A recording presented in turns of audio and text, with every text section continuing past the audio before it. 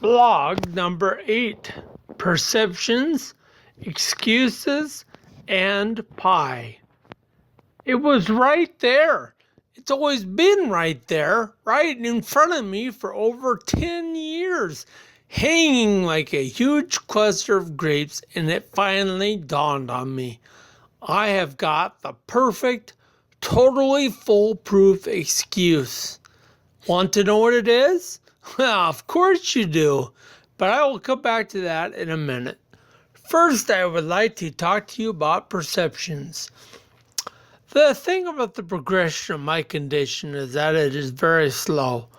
So even though it is possible for me to do certain things and my balance has been severely compromised, I look somewhat normal. I say somewhat normal because if I didn't use that word somewhat, I'm sure someone would rise up and cry, "Slander and unusual cruelty against the word normal. And Your Honor, that is a gross misrepresentation." Looking somewhat normal is a highly negative thing when it comes to being in close proximity with someone who could clearly use a hand and wonders why you were just standing there. Clearly, this is a reflection on the kind of parents you had as a child. It seriously calls into question your mental competency as a parent and probably casts a dark shadow over your future grandparenting skills as well. In the early days, last week, this really bothered me.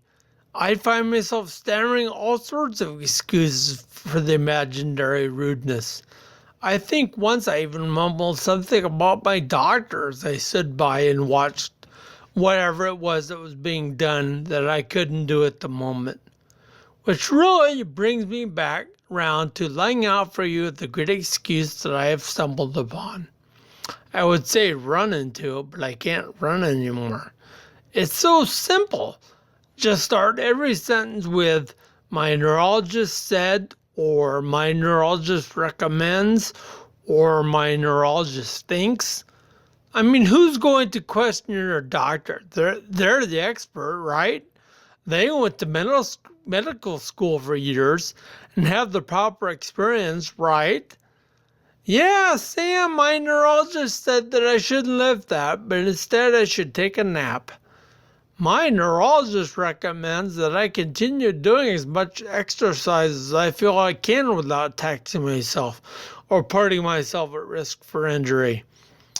My neurologist thinks that I'm going to need a bigger piece of pie. Scoop of ice cream, slice of cake, whatever works in the moment is fine."